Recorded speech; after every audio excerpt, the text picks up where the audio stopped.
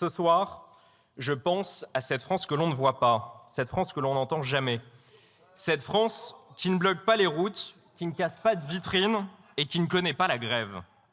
Non par faiblesse ou par désintérêt, mais seulement parce qu'elle n'a pas le luxe de pouvoir s'arrêter de travailler.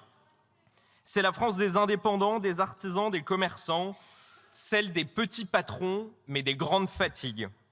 Une France tellement besogneuse qu'elle ne voit même pas ses enfants grandir. Et voilà 8 ans pourtant qu'elle est prise dans la tempête de vos hésitations, rongée par l'incertitude que vous semez, lassée des injonctions contradictoires que vous lui imposez. Depuis votre arrivée au pouvoir, votre schizophrénie est devenue méthode politique. Vous soufflez le chaud, le froid, sans gêne ou moindre sentiment de honte, sans même demander pardon. Et pourtant, des excuses, vous auriez pu en présenter aux Français. Vous qui fermiez Fessenheim avant de relancer le nucléaire, vous qui vendiez Alstom avant de racheter les turbines Arabelle, vous qui embrasiez les ronds-points avant d'enterrer la taxe carbone, vous qui méprisiez les gueux avant d'amender vos ZFE. Et vous qui aujourd'hui encore, 4 mois seulement après votre propre budget, vous félicitez d'effacer une mesure inique que vous vouliez pourtant imposer. L'abaissement du seuil de franchise qui allait soumettre à la TVA plus de 205 000 entreprises.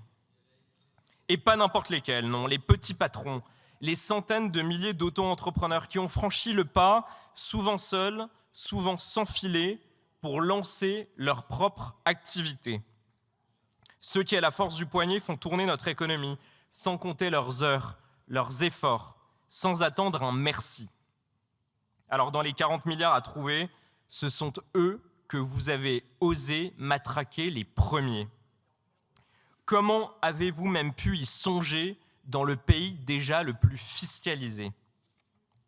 Alors Madame la Ministre, les entrepreneurs étouffent, je le sais. Je l'ai vécu en montant mon entreprise, je l'ai vu en dédiant mon activité au service des auto-entrepreneurs. Oui, j'ai vu leur solitude dans tous ces méandres administratifs, leurs nuits passées à faire de la comptabilité, leurs angoisses d'un éventuel appel du banquier. Je les ai vus hésiter, douter, sombrer parfois, étourdis par le vertige de l'échec, à craindre d'être jugés à la moindre baisse de chiffre d'affaires. Je les ai vus parfois faire défiler leur vie, mettre en danger leur famille pour une assurance oubliée ou une facture impayée. Mais vous qui n'avez jamais connu la peur de tout perdre, vous qui vivez à l'abri des emplois à vie et des gracieux salaires dans le confort feutré de vos ministères, vous ne trouvez rien de mieux à faire que de leur ajouter des doutes, des taxes et des formulaires. Votre inconséquence fiscale a même permis un exploit politique rare, une convergence des luttes que toute la gauche vous envie. Vous avez réussi à liguer contre l'État l'auto-entrepreneur et le capitaine d'industrie. De Bernard Arnault aux artisans, commerçants et entrepreneurs de l'Hérault, vous avez réussi à dresser toutes les forces vives du pays contre l'impôt. Et au fond, c'est cela la vraie fracture française. Ce fossé béant entre un pouvoir qui dilapide et un peuple qui se saigne. Cet immense abîme entre des ministres qui, même déchus, seront toujours bien lotis et des Français qui, eux, chaque jour, au fond, jouent un peu leur vie. Alors oui, à l'UDR, nous voterons pour cette proposition de loi, simplement parce qu'elle corrige vos erreurs.